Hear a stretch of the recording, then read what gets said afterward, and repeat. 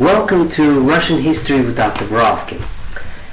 Today's topic of our discussion is German tanks in Ukraine.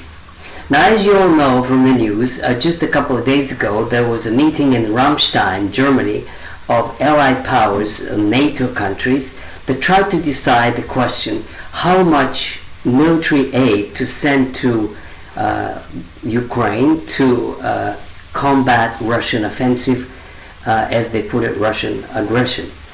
And one of the questions was whether to provide German tanks, the Leopard 2 tanks.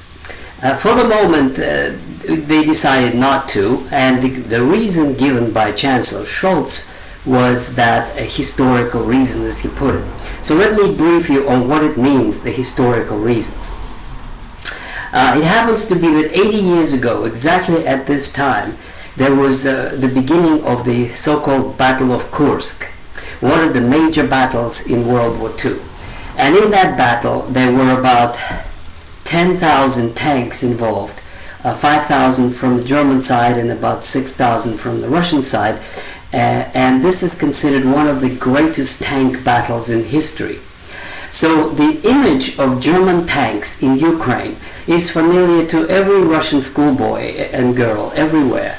This is an image that is a symbol of Russian resistance to Nazi aggression. And the battle was taking place very, very close to where the battle place is now. It was in the Kursk region, but nearby Kharkov, just about less than 100 kilometers today from the front line today. So for the Russian people, the image of German tanks, and they look exactly the same with the same insignia of this German cross. They look now pretty much identical as they looked then. It is a symbol that will evoke very, very strong patriotic feelings. Moreover, at that time, the nationalist Ukrainian government was not a government, was government in exile, or those to claim to be representing Ukraine by Mr. Bandera, was collaborationist government in exile. They wanted to fight the Moskali, which is the Russians and the Jews and the Bolsheviks, together with the Germans. And that man, Mr. Bandera, his monuments are now revered in Ukraine as the leader of independent Ukraine. So the imagery is important. So you have now German and American tanks projected to be in Ukraine to fight Russia exactly in the same spot as 80 years ago. Now the result, of course, of this talk is that the public opinion in Russia is shifting very, very far to the right, which means to the nationalists. And when I read American press and they feel that their goal is to weaken Putin's regime and to replace it by some kind of pro-Western liberal, this is absolute nonsense. What is happening is exactly the opposite. If Putin dies tomorrow, or if he's removed by some conspiracy of oligarchs or something, the persons who will come to power will be even more radically anti-Western, anti-German, anti-NATO, anti-American, and they will be much more reckless in their pursuit of military solution to this conflict. Now, how about the war aims? What are the Allied war aims? The problem is that they're different. If you look at Zelensky, president of Ukraine, he clearly said his war aim is to liberate Donbass from Russian occupation, including Crimea, and then have them make reparations for the destruction that they have done to Ukraine. Now the thing, of course, is that the United States openly says that is not the U.S. aims. And what are the U.S. aims? And they don't really say what they are because they're afraid to take upon themselves some kind of commitments. What really the U.S. aims are is to weaken Russia. This is why they want to promote the conflict as much as possible, and their aim is to keep Russia down, just like in 1949. And to give enough arms for Ukraine to continue the war, but not to win it. Because if they win it, which would be quite difficult, we will discuss it in a minute, That would mean that Russia would go to the next level, and that may involve an open confrontation with NATO, which in turn may go nuclear. So let's just address the question, is victory possible? The answer is very simple, no. To defeat Russia on the battlefield is not possible. Why? Well, very easy. In all time, from the very beginning, Germans produced 3,000 tanks, and some of them don't exist anymore, that they've been in Syrian war.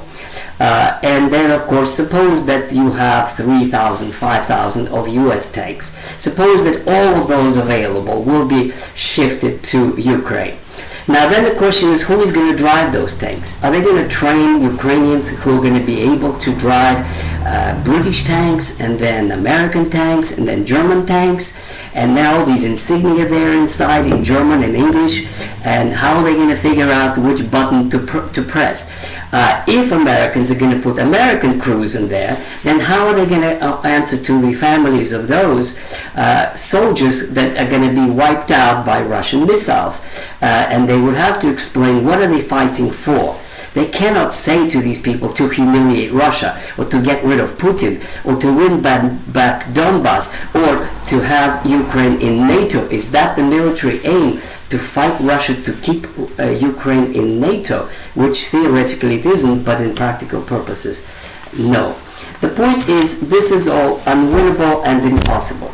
Russia has thousands of tanks in reserve, and now, as Putin said in his latest interview, the factories are working round the clock. 8, 8, and 8, round the clock, and they're producing more missiles.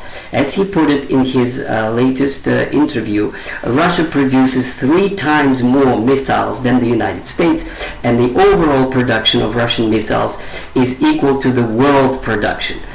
In other words, to defeat Russia on the battlefield, you would have to put hundreds of tanks, maybe more than 1,000 tanks, with crews and supplies and ammunition in order to fight the Russians. And even then, I'm not sure that they're going to win, because as of today, Russia has 500,000 active duty, ready to fight, mobilized and prepared troops, in addition to 1 million that are regular conscripts that are not yet used in the battlefield.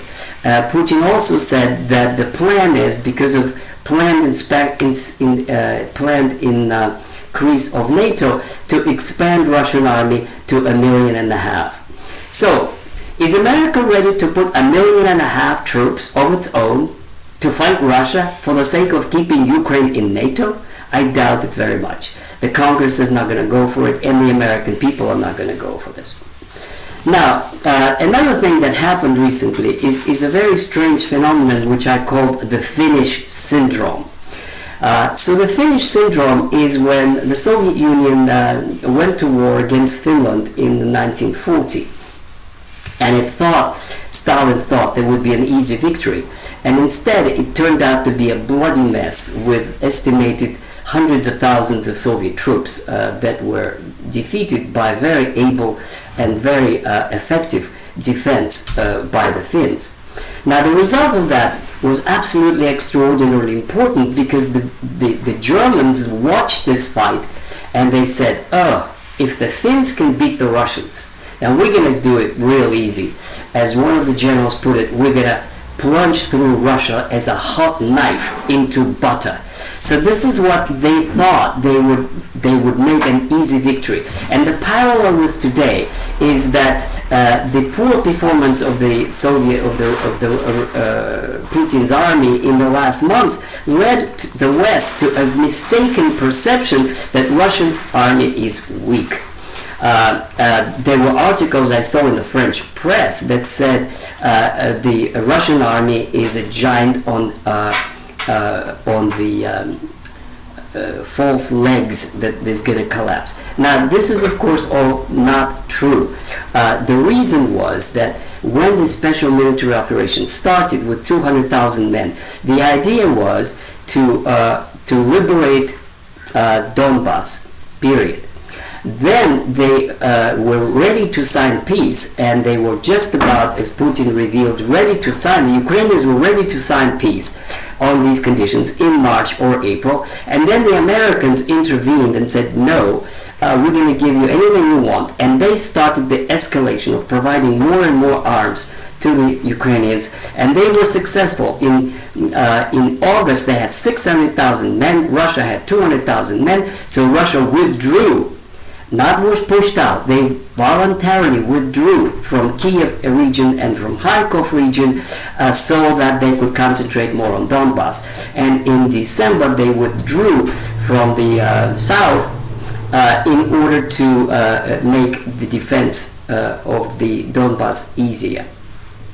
So all of that led the West to make a false conclusion that Russian army is weak, and therefore they started more and more arrogant behavior, such as blowing up pipelines. Putin did nothing. They started shelling Russian military airports with strategic bombers. Putin did nothing, and each time he did nothing, they thought, they're weak, we're going to do more. And so now we're at the point of discussing to put more missiles and more tanks. And let me tell you, this is a disastrous course of the United States, and the American citizens should be aware of it and know where American government is leading the country. To win militarily against Russia on the ground in Ukraine is impossible, and the more they try, the more humiliated they would be, or else they would have to go nuclear, because that would be the only way. But if they go nuclear, Russian military doctrine is to respond in nuclear against the centers of command, which means not in Ukraine, it's going to be in the United States. So American public has to realize what the game is. Is it worth it to risk a nuclear war with Russia for the sake of keeping Ukraine in NATO, or for the sake of reconquest of Donbass and Crimea? So in that sense, Biden's government is really pushing itself into a dead end. They would either have to accept a humiliating defeat, as they did in Afghanistan, and get out of Ukraine together with Zelensky, or they would have to go nuclear, and in that case, there would be an Armageddon and the end of civilization in the world. So that's where the situation is, and we shall see in the coming months whether and to what extent the Russian army pushes out NATO forces out of Ukraine. Thank you.